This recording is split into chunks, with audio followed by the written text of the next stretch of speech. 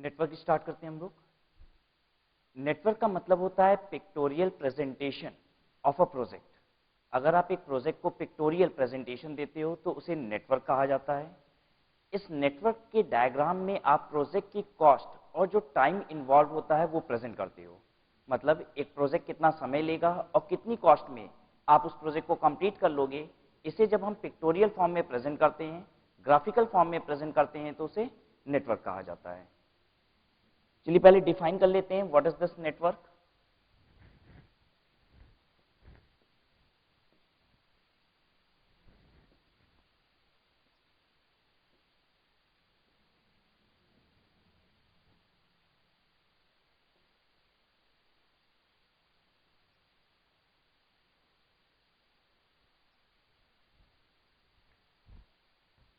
Network की definition लिखी दो।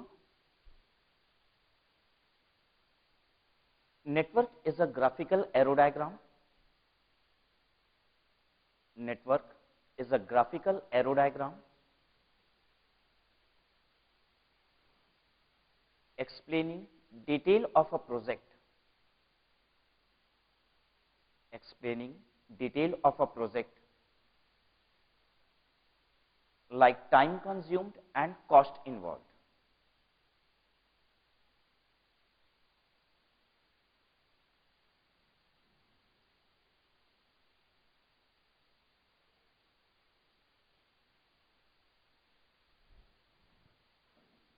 नेटवर्क क्या होता है? ये ग्राफिकल एरो डायग्राम है।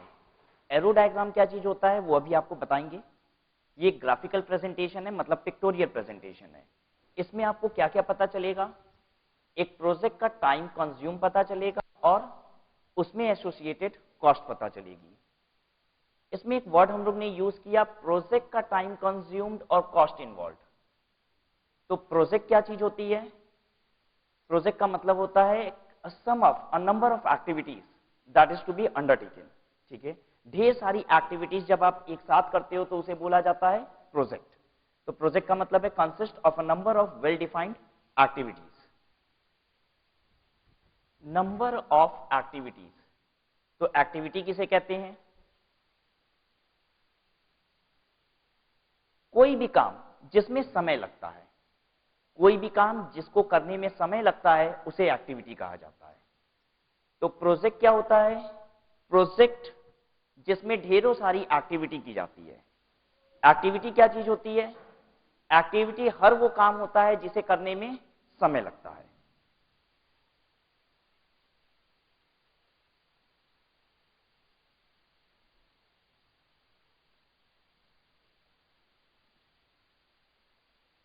तो this was definition of network.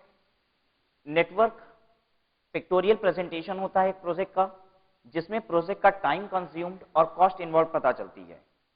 Project क्या चीज होती है? प्रोजेक्ट का मतलब होता है वर्क अंडरटेकन। ठीक है, उस वर्क अंडरटेकन को जब भी आप कर रहे हो तो उसमें बड़ी सारी एक्टिविटीज कर रहे हो, वो सभी चीजें जो आप कर रहे हो जिसमें टाइम कंज्यूम हो रहा है उसे हम एक्टिविटी कहते हैं, which consumes time. It is represented by a arrow and connecting points.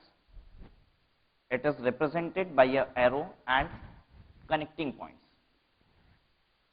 Connecting points को और क्या बोलते हैं? लिख लीजिए। Connecting points को बोलते हैं nodes, NODES।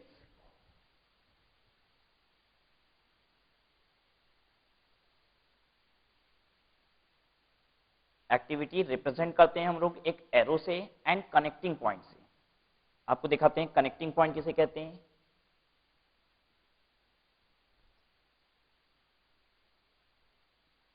अगर एक्टिविटी का नाम ए है तो ये एक एक्टिविटी है, ये पॉइंट, ये नोड्स है, कनेक्टिंग पॉइंट।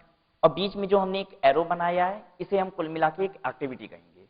तो जब पिक्टोरियली आप किसी एक एक्टिविटी को बनाओगे तो किस तरीके से बनाएंगे? दो नोड्स होंगे, बीच में एक एरो होगा। ठीक है, और ये ऐसी ढेर सारी जब एक्टिविटी होगी तो वो कुल मिला के क्या होगा? एक प्रोजेक्ट होगा।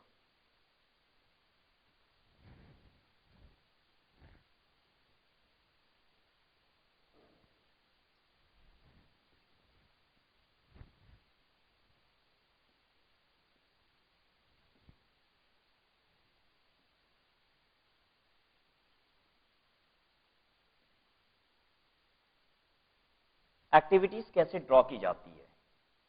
ध्यान दीजिएगा, नेटवर्क ड्रॉ करने के लिए आपको बड़ी सारी एक्टिविटीज ड्रॉ करनी होगी, क्योंकि एक नेटवर्क क्या है, एक प्रोजेक्ट को रिप्रेजेंट करता है और प्रोजेक्ट में ढेरों सारी एक्टिविटीज होती हैं। एक सिंगल एक्टिविटी कैसे ड्रॉ की जाती है? एक एक्टिविटी ड्रॉ करने के लिए आपको किन बातों का ध्यान देना है? दो कनेक्टिंग पॉइंट्स होने चाहिए जिसे हम नोड्स कहते हैं, ठीक है, और बीच में एक एरो होना चाहिए। वो एरो कैसा हो सकता है? सीधा एरो हो सकता है, ऊपर की तरफ एरो ड्रॉ हो सकता है और नीचे की तरफ एरो ड्रॉ हो सकता है, ठीक है। कभी भी एरो जो है आपका वो रिवर्स डायरेक्शन में नहीं होना चाहिए, मतलब इधर एरो का मार्क नहीं होना चाहिए। दूसरी चीज, वो डाउनवर्ड नहीं होना चाहिए स्ट्रेट, ठीक है। डाउनवर्ड अगर है तो थोड़ा सा स्लाइडिंग होना चाहिए, बैकवर्ड पूरे डायरेक्शन में ना जाना चाहिए, ठीक है। कहने का मतलब इस तरीके से नेटवर्क ड्रॉ नहीं हो सकता। तो नेटवर्क सीधा जाएगा, आगे जाएगा, नीचे की तरफ जाएगा, बैकवर्ड नहीं जाएगा, कर्व नहीं होगा, ठीक है। जो स्टार्टिंग नोड होता है उसे बोला जाता है स्टार्टिंग इवेंट, और जो एंड नोड होता है उसे बोला जाता है एंड इवेंट, ठीक है। स्टार्टिंग इवेंट को टेल इवेंट भी बोला जाता है और एंड इवेंट को हेड इवेंट भी बोला जाता है। सभी टर्म बहुत क्लियर होने चाहिए और आपकी कॉपी में होने चाहिए, ठीक है।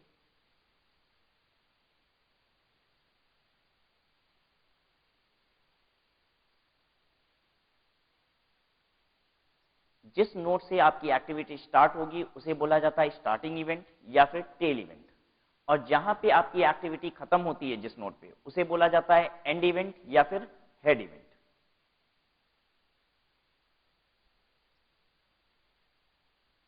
ये जो हमने एक्टिविटी ड्रॉ की है इसमें एंड इवेंट कौन सा है? ये वाला है या ये वाला है? ये वाला है, ठीक है।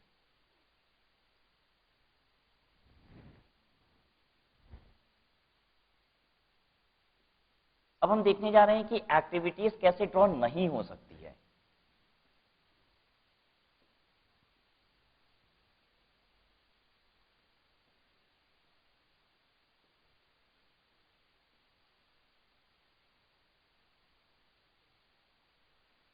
एक्टिविटीज इस तरीके से ड्रॉ नहीं हो सकती है। आपको हर जगह मार्क करना होगा कि क्या गड़बड़ी है एक्टिविटीज में, आपको बताना होगा एक्टिविटीज में क्या कमी है। पहले आप सबको इवैल्यूएट कर लीजिए और आइडेंटिफाई करने की कोशिश कीजिए कि एक्टिविटीज जो हमने ड्रॉ की है इसमें क्या गड़बड़ी है। सबसे पहले वाले में क्या कमी है? एरो नहीं है, ठीक है। यहां पे अगर ये एरो होता तो ये अपने आप क्या होता? सही हो जाता। दूसरे वाले में क्या कमी है? कनेक्टिंग पॉइंट्स नहीं है, नोड नहीं है, ठीक है। यहां पे अगर एक नोड होता तो ये सही हो जाता। इसमें क्या कमी है? इसमें स्टार्टिंग नोड नहीं है, दैट इज टेल इवेंट नहीं है। यहां अगर एक नोड होता तो ये सही हो जाता। इसमें क्या कमी है? बैकवर्ड डायरेक्शन जा रहा है जो नहीं होना चाहिए। लास्ट वाले में क्या कमी है? कर्व डायरेक्शन में जा रहा है, कर्व नहीं होना चाहिए।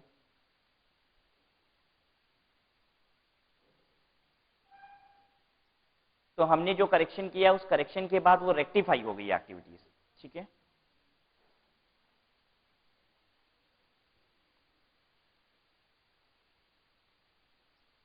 क्लियर है सबको यहां तक?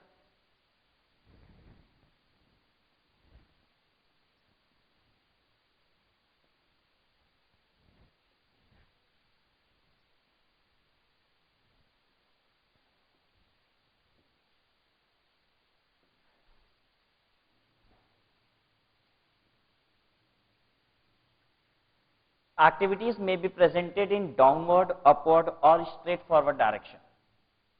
आप डाउनवर्ड बना सकते हो, अपवर्ड बना सकते हो, स्ट्रेट फॉरवर्ड डायरेक्शन बना सकते हो, but it can never be presented in reverse और कर्व डायरेक्शन। उल्टा नहीं जाना चाहिए, कर्व डायरेक्शन में नहीं होना चाहिए। एक्टिविटीज में be represented with either alphabet और नंबर। एक्टिविटी का नाम या तो आप अल्फाबेट से दे दीजिए या फिर नंबर से दे दीजिए। अगर मान लीजिए हम एक्टिविटी को इस तरीके से नाम देते हैं अल्फाबेट ए, तो ये रिप्रेजेंट किया जाता है एरो के ऊपर, ठीक है। अगर आप एक्टिविटीज को नंबर से रिप्रेजेंट करते हो तो आपको कैसे करना पड़ेगा? आपको नंबरिंग करनी पड़ेगी नोड में, ठीक है।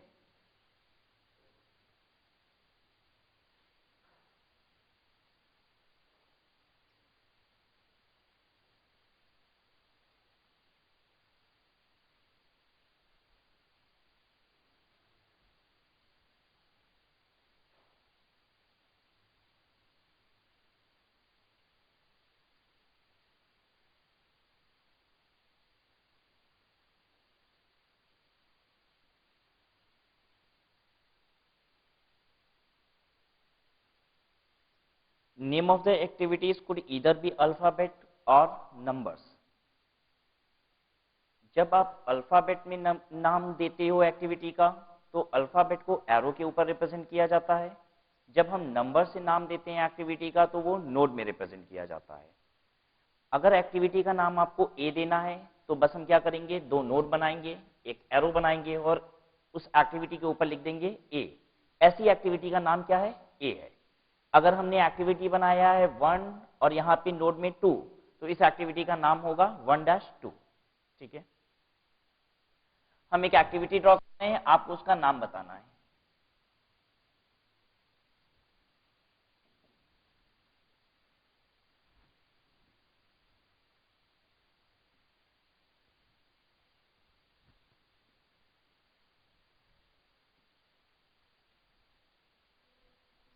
इस एक्टिविटी का नाम क्या है, इस एक्टिविटी का नाम हो जाएगा 4-5।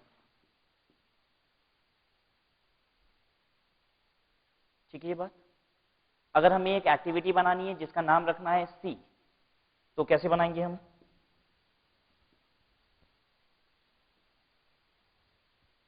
और इस एरो के ऊपर लिख देंगे सी।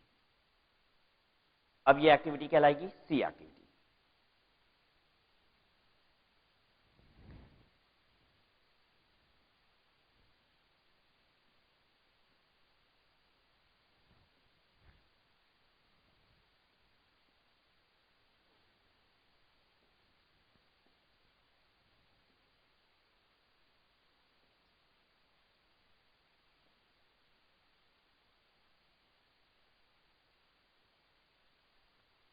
टाइप्स ऑफ एक्टिविटी पहले सुन लीजिए फिर लिख लीजिएगा।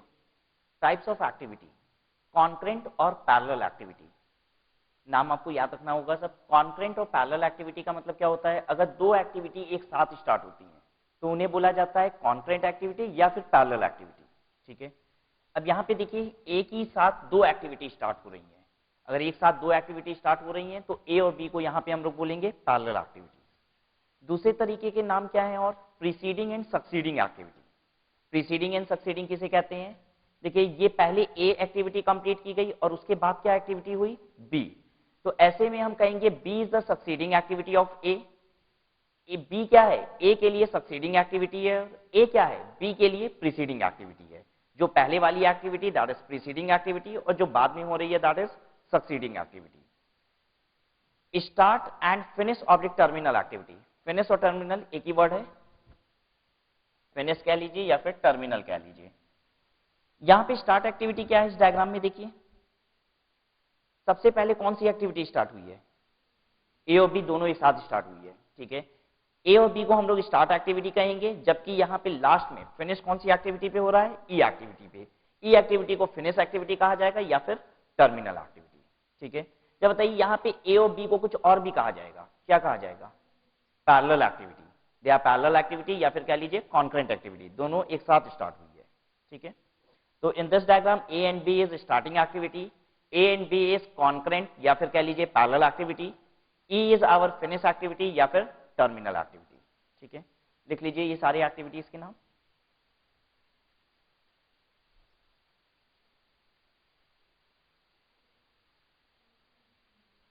अच्छा,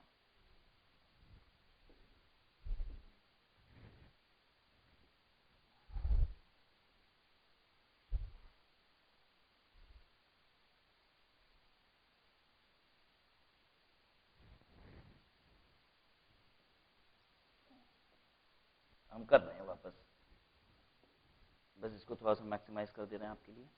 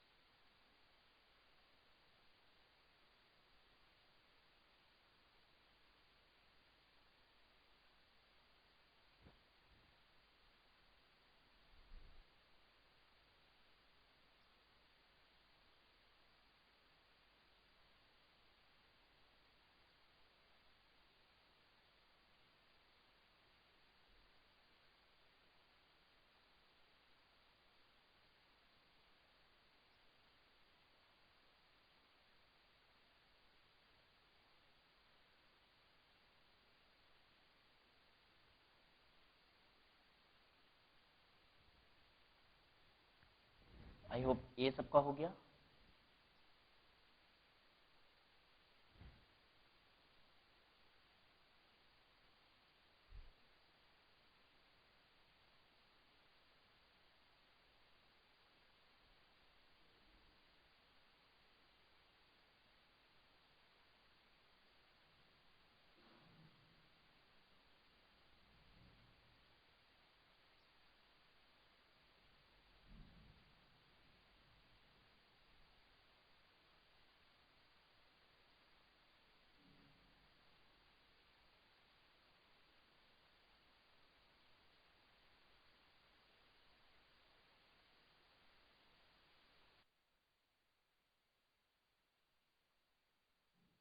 चलिए अब तक की बात एक बार रिपीट करते हैं। सबसे पहले हम लोग ने नेटवर्क को डिफाइन किया। नेटवर्क क्या चीज होती है? ये पिक्टोरियल रिप्रेजेंटेशन होता है एक प्रोजेक्ट का। प्रोजेक्ट क्या चीज होती है? प्रोजेक्ट का मतलब होता है जिसमें ढेरों सारी एक्टिविटीज की जाती हैं। एक्टिविटीज क्या चीज होती है? एक्टिविटीज क्या चीज होती है? हर वो काम जिसमें समय लगता है उसे एक्टिविटी कही जाती है। हम ये जो रिप्रेजेंटेशन देंगे वो किससे देंगे? एरो डायग्राम से। एरो डायग्राम क्या होता है? एरो डायग्राम वो डायग्राम होता है जिसमें एक एरो होता है और दो कनेक्टिंग पॉइंट होते हैं। कनेक्टिंग पॉइंट का मतलब nodes, node starting node as well as end node. एक एरो के साथ स्टार्टिंग नोड और एंड नोड मिल जाता है तो एक एक्टिविटी तैयार हो जाती है। ठीक है, एक्टिविटी को कैसे बनाना चाहिए कैसे नहीं बनाना चाहिए वो देखा हम लोग ने। एक्टिविटी स्ट्रेट फॉरवर्ड हो सकती है, अपवर्ड हो सकती है, डाउनवर्ड हो सकती है, लेकिन ध्यान रखना होगा स्टार्टिंग एंडिंग नोड होना चाहिए और एरो बना हुआ होना चाहिए।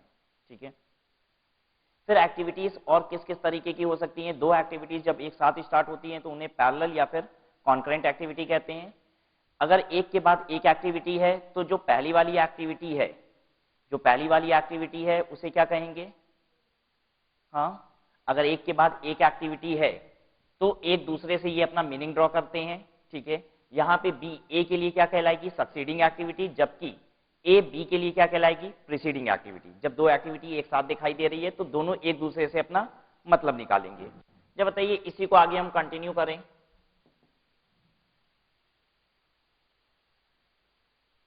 सी, बी के लिए सी क्या है? बी के लिए सी एक्टिविटी कौन सी एक्टिविटी है? Succeeding activity. ठीक है, सी के लिए बी कौन सी एक्टिविटी है? Preceding activity. ठीक है, तो जब भी दो एक्टिविटी आपको एक साथ दिखाई देगी तो एक दूसरे से आप प्रीसीडिंग या सक्सीडिंग रिलेशनशिप क्रिएट कर सकते हो। स्टार्ट एक्टिविटी, जो एक्टिविटी सबसे पहले स्टार्ट होती है दैट इज स्टार्ट एक्टिविटी। हो सकता है एक साथ दो तीन चार काम करने के बाद आप अगली एक्टिविटी को कर सकते हो। तो जितनी भी एक्टिविटीज आपने एक बार में स्टार्ट की दैट इज स्टार्टिंग एक्टिविटी, और जिस एक्टिविटी के बाद आपका प्रोजेक्ट कंप्लीट हो जाएगा उसे कहा जाता है फिनिश एक्टिविटी। इसका मतलब है कि ई एक्टिविटी को करते ही मेरा प्रोजेक्ट कंप्लीट हो जाएगा। ठीक है,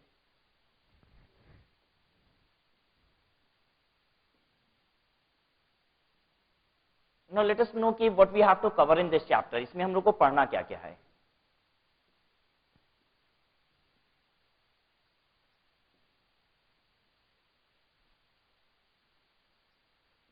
this is the entire coverage of your chapter. ठीक है, this not material for noting, लेकिन फिर भी हमें पता होना चाहिए कि हम लोग क्या क्या करेंगे और कैसे कैसे आगे बढ़ेंगे इस चैप्टर में। ठीक है, नेटवर्क कंस्ट्रक्शन जो होती है वो दो तरीके की होती है। One is PERT and the other is CPM. PERT का मतलब होता है प्रोग्राम इवैल्यूएशन रिव्यू टेक्निक और CPM stands for critical path method. CPM, CPM network construction का मतलब ये होता है कि आप उस प्रोजेक्ट को करने जा रहे हो, आप ऐसे एक प्रोजेक्ट के लिए डायग्राम बनाने जा रहे हो जैसा प्रोजेक्ट आप रेगुलरली करते रहते हो। मतलब आपको जो काम दिया गया है वो आपके लिए एक नया काम नहीं है, आप पहले से ये काम करते हुए आ रहे हो। अगर आप पहले से किसी भी काम को कर चुके हो तो आपको पता होता है कि किस एक्टिविटी में कितना पैसा लगेगा और दूसरी बात कितनी टाइम कंज्यूम होगी। ठीक है, लेकिन अगर आपको कोई नया प्रोजेक्ट दिया जाए तो उसकी हर एक एक्टिविटीज में कितना पैसा लगेगा, कितना टाइम कंज्यूम होगा, ये बात हमें पता नहीं होती है। तो क्रिटिकल पाथ मेथड क्या है? Similar project regularly done. आपको जो काम दिया गया है, आपको जो प्रोजेक्ट दिया गया है वो प्रोजेक्ट आप पहले भी कर चुके हो, इसलिए आपको ये बात पता है कि किस एक्टिविटी में कितना समय लगेगा। 100% चांसेस ऑफ एक्यूरेसी। किसके रिस्पेक्ट में हम बात कर रहे हैं एक्यूरेसी की? For time. हम बताना चाहते हैं कि आपको टाइम पता है एक्यूरेटली कि किसमें कितना लगेगा।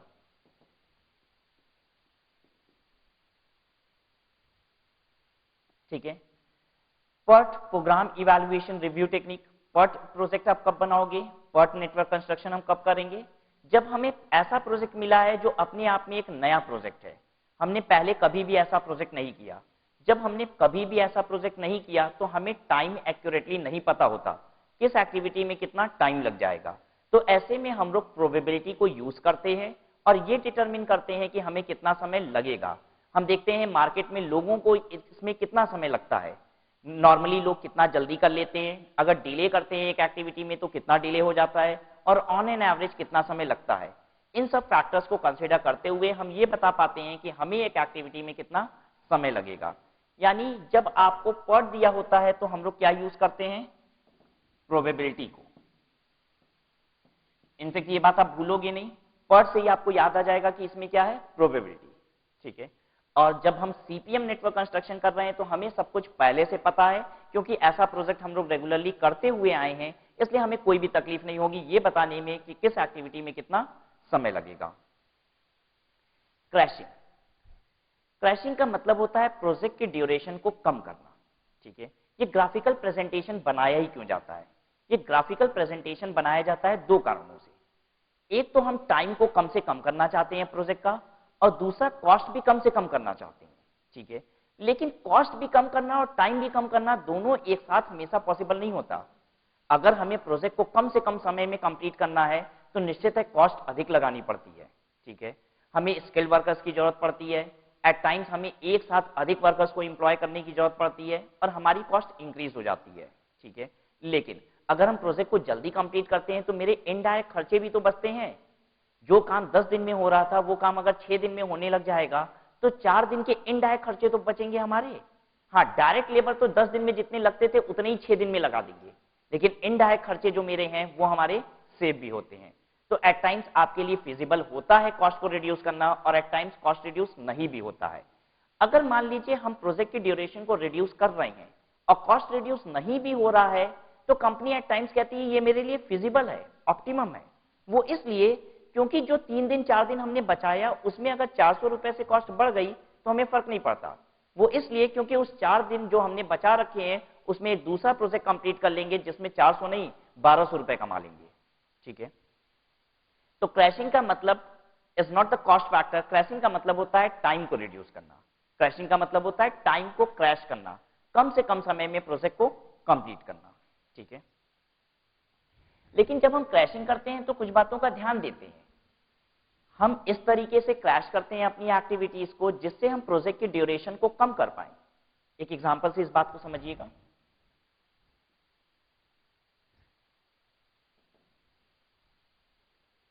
मान लीजिए हमारी जो एक्टिविटीज है वो है हमें ये एक दीवार खड़ी करनी है, ये एक दीवार खड़ी करनी है, और उसके बाद इस पे एक बेस बना देना है।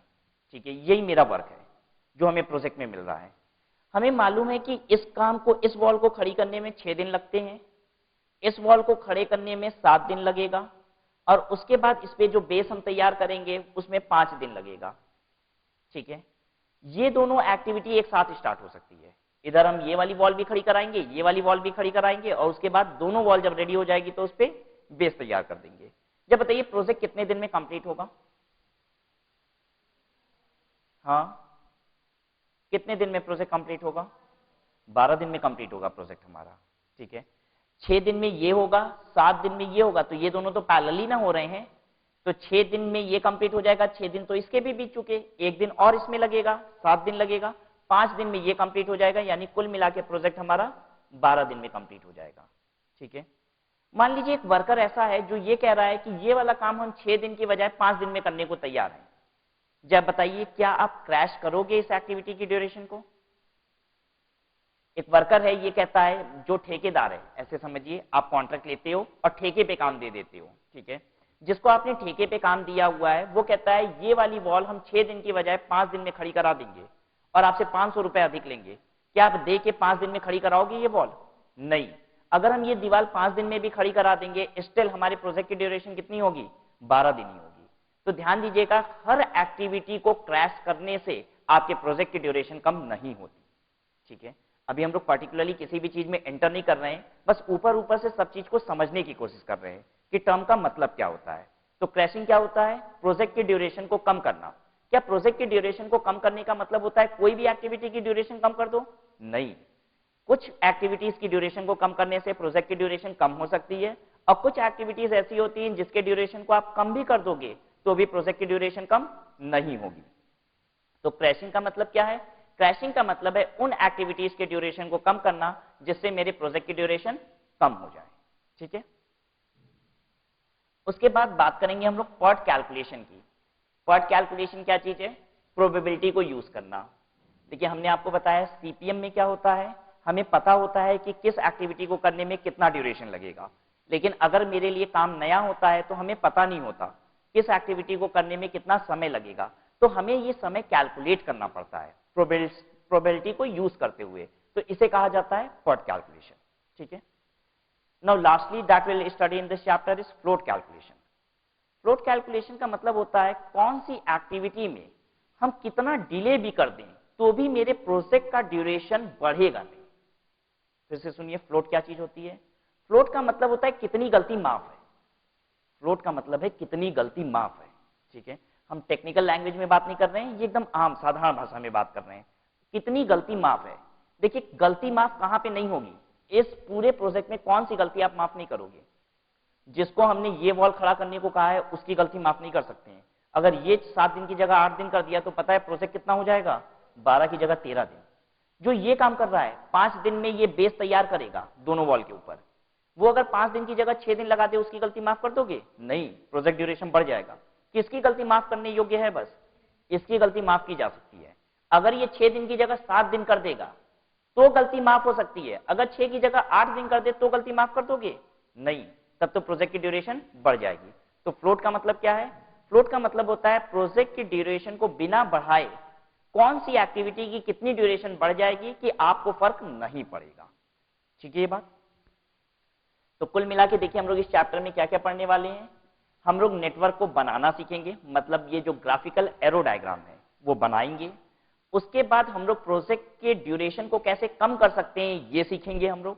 हाँ, एक बात का ध्यान देना होगा कि कोई भी एक्टिविटी के ड्यूरेशन को रिड्यूस करके प्रोजेक्ट की ड्यूरेशन रिड्यूस नहीं होती, तो हम लोग इंटेलिजेंटली प्लान करना सीखेंगे कि कौन सी एक्टिविटीज पे कंपनी को ध्यान देना चाहिए, किसे रिड्यूस करना चाहिए ताकि प्रोजेक्ट की ड्यूरेशन रिड्यूस हो जाए। हाँ, प्रोजेक्ट की ड्यूरेशन अगर रिड्यूस हो रही है तो कंपनी की कॉस्ट कम हो रही होगी ऐसा जरूरी नहीं है। कभी कभी ड्यूरेशन कम करने से प्रोजेक्ट की कॉस्ट बढ़ जाती है।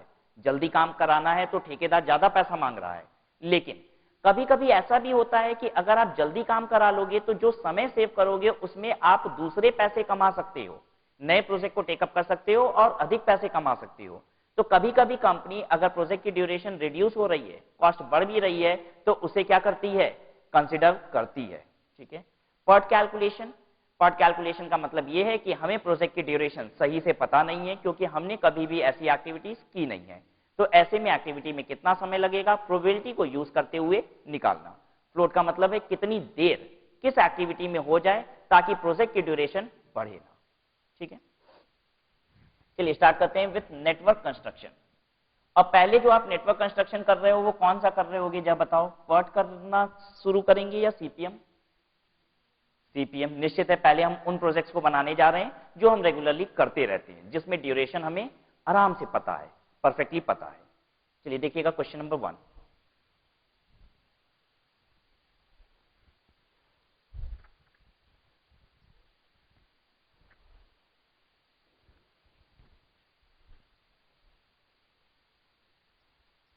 क्वेश्चन नंबर 1 देख रहे हैं। Given the following information develop a network. इस इंफॉर्मेशन से नेटवर्क को बनाइए। Activity A B C D, immediate predecessor. Immediate predecessor का मतलब इसके पहले वाली एक्टिविटी कौन सी है। ठीक है, हम बहुत सारी बात इस क्वेश्चन में करने वाले हैं और वो सारी बात इसलिए इंपॉर्टेंट है क्योंकि हमें आगे के क्वेश्चंस को हैंडल करना है। ध्यान दीजिएगा, जितनी बात हम इस क्वेश्चन में करेंगे वो इस क्वेश्चन के लिए नहीं कर रहे हैं स्पेसिफिकली, आपको आगे के क्वेश्चंस को कैसे हैंडल करना है उसके लिए भी कर रहे हैं।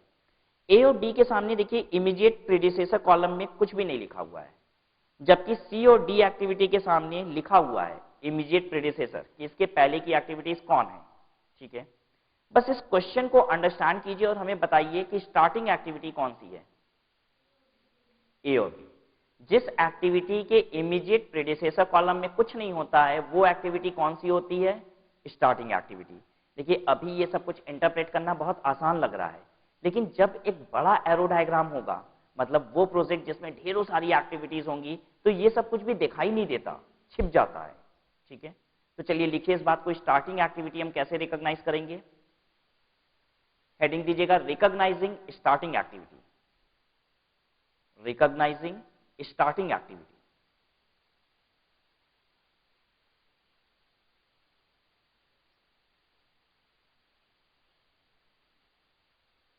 Activity which has nothing,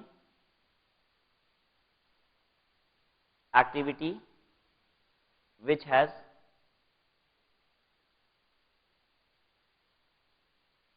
nothing in the predecessor column। हम क्वेश्चन की लैंग्वेज में बात कर रहे हैं बस आपसे। Activity which has nothing in the predecessor column is start activity, is start activity.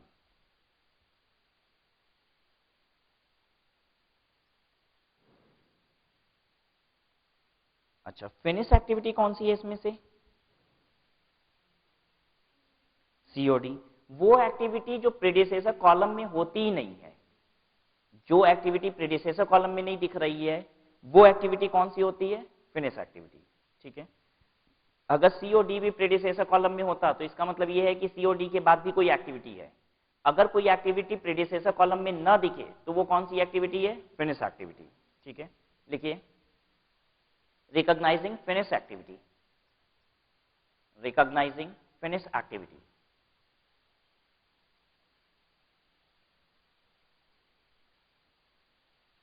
Activity which does not appear in predecessor column, activity which does not appear in predecessor column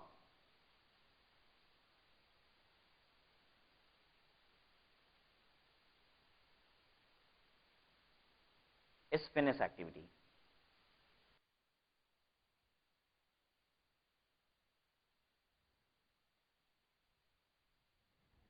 चलिए अब बनाते हैं हम लोग इसको।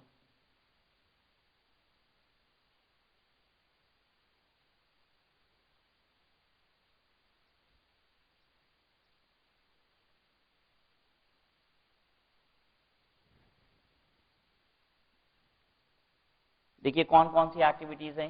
स्टार्टिंग में दो activities हैं, ए एंड बी। ये हो जाएगी एक्टिविटी ए, ये हो गया बी। ठीक है,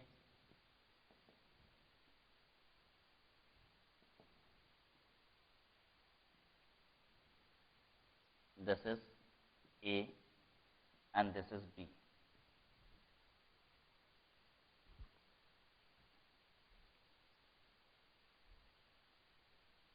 ए के बाद एक्टिविटी सी है और बी के बाद एक्टिविटी डी है। देखिए ए के बाद एक्टिविटी सी लाया हमने और बी के बाद एक्टिविटी डी, बन गया नेटवर्क।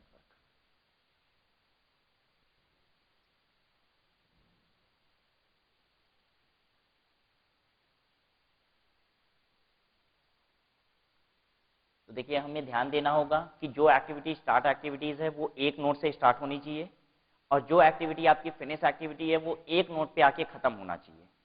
तो क्या चीज का ध्यान देना है हमें डायग्राम में? स्टार्ट एक्टिविटी एक नोड से शुरू होनी चाहिए, फिनिश एक्टिविटी आपकी एक नोड पे आके खत्म हो जानी चाहिए।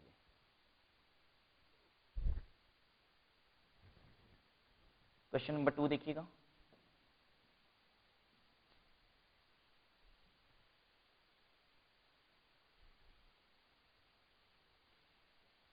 ए, given the following information develop a network. Network बनाना है आपको। एक्टिविटी और उसके बाद इमीडिएट प्रेडिसेसर दिया हुआ है। एक्टिविटी ए का कोई भी इमीडिएट प्रेडिसेसर नहीं है, बी का भी नहीं है। इसका मतलब ए और बी क्या है? Starting activity. देखिए फिर ए का इमीडिएट, सी के लिए इमीडिएट प्रेडिसेसर ए है और डी के लिए भी इमीडिएट प्रेडिसेसर क्या है? ए है। इसका मतलब है ए के बाद दो एक्टिविटी स्टार्ट होगी। स्टार्टिंग में ए और बी दोनों शुरू हो जाएगा, फिर ए के बाद दो एक्टिविटी शुरू होगी। कौन कौन सी? सी और डी। उसके बाद सी और बी के बाद ई स्टार्ट होगा, ठीक है। सी और बी के बाद ई स्टार्ट होगा, इसका मतलब ये है कि आपको बी और सी को किसी एक पॉइंट पे लाना होगा, उसके बाद वहां से क्या स्टार्ट हो सकता है, ई स्टार्ट हो सकता है। अच्छा, सेकेंड इंपॉर्टेंट थिंग कि आप किसी भी नेटवर्क को जब आप ड्रॉ कर रहे हो तो एक बार में वो सही बनना चाहिए ये जरूरी नहीं है, ठीक है। हम क्या करते हैं, पहले डायग्राम बनाना शुरू करते हैं तो कुछ गड़बड़ी हो जाती है, वो दिखाई देती है, फिर हम उसे क्या करते हैं, फर्दर इंप्रूव करते हैं। तो नेटवर्क अगर आपका 2 से 3 बार में भी बनता है तो वो बिल्कुल सही स्टेप है, ठीक है। चलिए, ए और बी दोनों स्टार्टिंग एक्टिविटी, हमने ए और बी ये दोनों ड्रॉ कर दिया। This is A, this is B,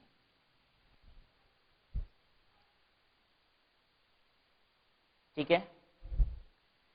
अब ए के बाद क्या क्या स्टार्ट हो रहा है, ए के बाद दो एक्टिविटी स्टार्ट हो रही है, सी और डी, ठीक है। अच्छा, सी और डी दो एक्टिविटी स्टार्ट कर रहे हैं, सी और डी। हमें कैसे ड्रॉ करना चाहिए ये इंटेलिजेंटली सोचना पड़ेगा। देखिए, सी और बी के बाद ई स्टार्ट होगी, यानी सी और बी एक्टिविटी एक ही पॉइंट पे पहले आना चाहिए, ठीक है। तो देखिए, सी और बी एक ही पॉइंट पे आना चाहिए, तो यहां से हम एक पॉइंट ला देते हैं, ठीक है। ये कौन सी एक्टिविटी हो गई, सी, ठीक है। बात ए के बाद एक और एक्टिविटी स्टार्ट हो रही है, कौन सी स्टार्ट हो रही है, डी एक्टिविटी स्टार्ट हो रही है। और बी और सी के बाद कौन सी एक्टिविटी स्टार्ट हो रही है, ई। कौन सी एक्टिविटी इसमें लास्ट एक्टिविटी है, वो एक्टिविटी लास्ट एक्टिविटी होगी जो इमीडिएट प्रीडिसेसर कॉलम में दिखाई नहीं देगी। कौन कौन सी नहीं दिख रही है, डी और ई नहीं दिख रही है, यानी डी और ई भी अब आपको क्या करना है, किसी एक पॉइंट पे लाके खत्म करना है, ठीक है। ए के बाद कौन सा है, डी, ये लाएंगे डी। और बी और सी के बाद कौन सा है, ई। तो बी और सी के बाद ये ई बना दिया, ए के बाद डी बना दिया।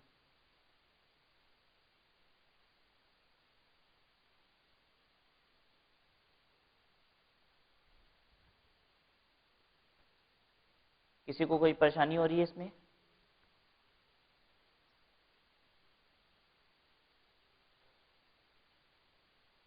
अच्छा सबको एक बार ध्यान दो, एक बार ध्यान दीजिएगा कि जब आपने ये सी एक्टिविटी ड्रॉ की तो कहीं सी आपका पीछे तो नहीं ना हो जा रहा है, ये ध्यान देना होगा।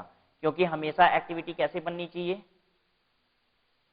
आगे की तरफ बढ़नी चाहिए, ठीक है। डाउनवर्ड भी आ सकती है लेकिन बैकवर्ड नहीं जा सकती। अगर आपकी सी एक्टिविटी थोड़ी सी भी इधर की तरफ आ जाएगी तो फिर क्या होगा, वो गलत हो जाएगा, ठीक है।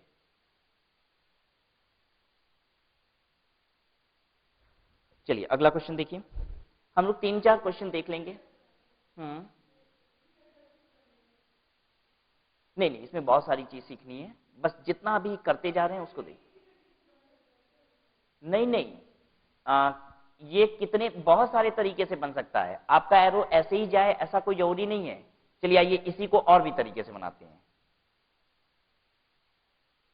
ये ए एक्टिविटी है, ये बी एक्टिविटी है,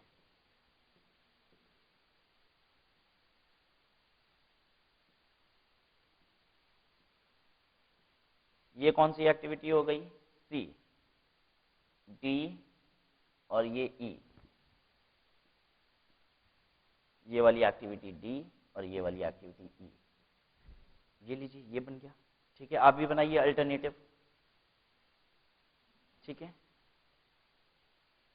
बस आपको ध्यान तो बस इतना देना है कि स्टार्ट एक्टिविटी जो है आपकी वो एक नोड से स्टार्ट हो, एंड एक्टिविटी एक पे आके खत्म हो जाए, और जो एक्टिविटी आप ड्रॉ कर रहे हो वो आगे जाए पीछे ना जाए, ठीक है।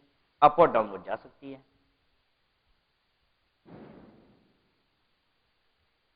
अच्छा, when you are making an activity, कभी भी आप ये मत सोचिएगा कि मेरा एक बार में सही क्यों नहीं बना। एक बार में एक्टिविटी सही बननी भी नहीं चाहिए। एक्टिविटी बनाने में कम से कम 2 बार 3 बार कटना चाहिए और फिर उसके बाद सही बनना चाहिए, ठीक है।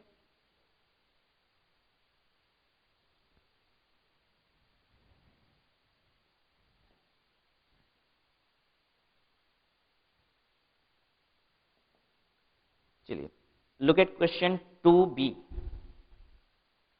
क्वेश्चन 2B देख रहे हैं, एक्टिविटी ए बी सी इन तीनों का कोई भी इमीडिएट प्रीडिसेशन नहीं है एबीसी का, यानी ये एबीसी क्या है, तीनों स्टार्टिंग एक्टिविटी। फिर ए के बाद डी स्टार्ट होगा, बी के बाद ई और सी के बाद एफ। अच्छा, तीनों के बाद एक एक एक्टिविटी स्टार्ट हो रही है। डी और ई के बाद जी स्टार्ट हो जाएगा, यानी आपको डी और ई को किसी एक पॉइंट पे लाना पड़ेगा एक बार, क्योंकि वहां से आपको क्या स्टार्ट करना पड़ेगा, जी। ठीक है, एफ और जी के बाद एच स्टार्ट हो रहा है, यानी एफ और जी को भी किसी एक पॉइंट पे लाके गिराना पड़ेगा, तब उसके बाद वहां से क्या स्टार्ट हो जाएगा, एच।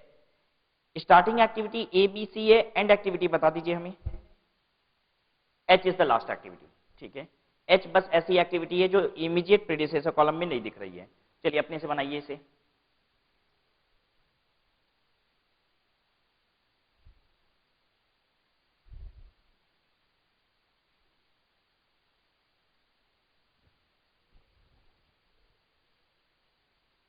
जब हम नेटवर्क को ड्रॉ कर लेते हैं तब इसके बाद इससे रिलेटेड डिसीजन मेकिंग शुरू होती है कि प्रोजेक्ट के ड्यूरेशन को कैसे घटाया जाए, कॉस्ट को कैसे मिनिमाइज किया जाए। अभी हम लोग सिर्फ एक एस्पेक्ट को सीख रहे हैं, बस नेटवर्क को बनाना।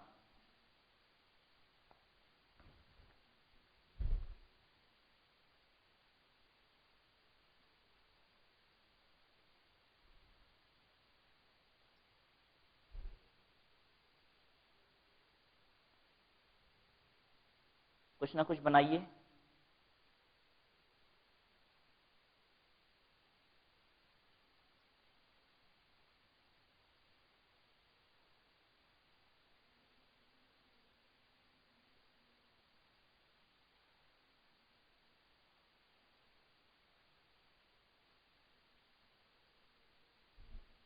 मिल मिल के मत बनाइए, अपना अपना बनाइए।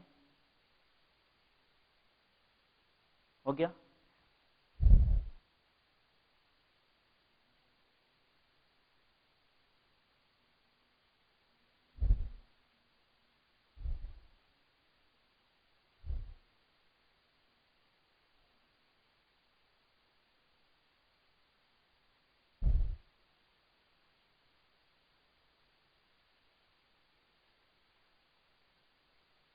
चलिए, आई एम श्योर कि अगर हम ये वाला कर देंगे तो इसके बाद आपसे गलती नहीं होगी, इसके बाद आप खुद से नेटवर्क बनाना शुरू कर दोगे।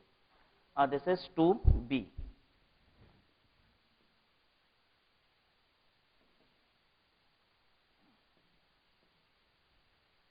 देखिए, पहले 3 एक्टिविटी स्टार्ट हो रही है, हम 3 एक्टिविटी स्टार्ट कराएं, ए बी सी। ठीक है,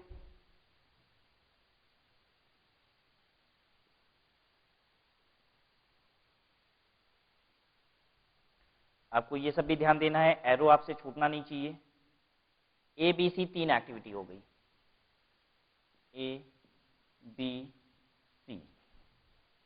ए के बाद क्या स्टार्ट हो रहा है, डी, और बी के बाद क्या स्टार्ट हो रहा है, ई। लेकिन डी और ई को एक पॉइंट पे लाना पड़ेगा, क्योंकि डी और ई के बाद क्या स्टार्ट होगा, जी। तो ए के बाद डी और बी के बाद ई, और दोनों को एक ही पॉइंट पे लाना है। देखिए, ये ले आए,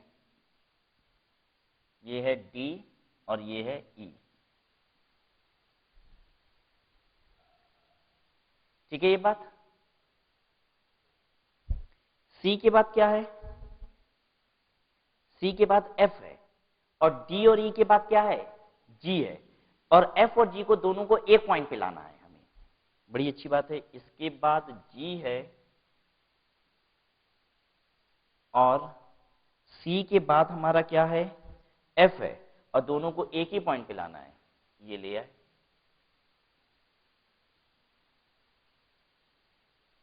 ठीक है, एफ और जी के बाद अब क्या है, लास्ट एक्टिविटी एच। इसके बाद एच है।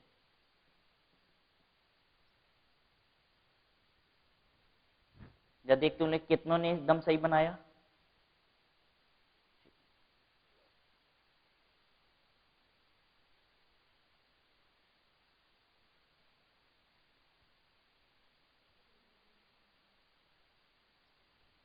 देखिए, 3 एक्टिविटी एक साथ स्टार्ट हो रही है, ए बी सी। ठीक है, उसके बाद क्या बता रहा है, ए के बाद डी स्टार्ट होगा, और बी के बाद बता रहा है ई। लेकिन देखिए डी और ई दोनों एक साथ भी दिया हुआ है इमीडिएट प्रीडिसेसर कॉलम में, ठीक है, यानी डी और ई को आपको एक साथ लाना पड़ेगा एक एक्टिविटी दूसरी स्टार्ट करने के लिए। तो हम दोनों को एक ही पॉइंट पे गिरा दिया। उसके बाद डी और ई के बाद क्या रहा था, जी स्टार्ट होगी, जी स्टार्ट करा दिया हमने। सी के बाद एफ स्टार्ट होगा और जी और एफ दोनों के बाद एच स्टार्ट होगा, तो दोनों को एक पॉइंट पे लिया है। This is only the result of practice, ये धीरे धीरे प्रैक्टिस से आ जाएगा, ठीक है।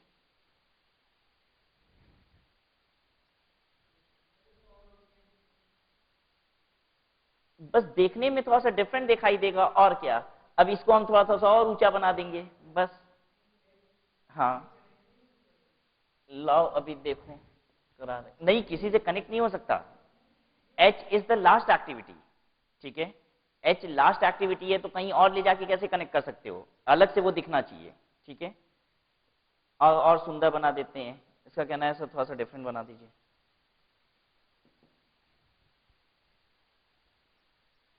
अब ठीक लग रहा है एच, ये हो सकता है, ठीक है। आप ऊपर वाला बना दो एच और ले जाओ ऊपर।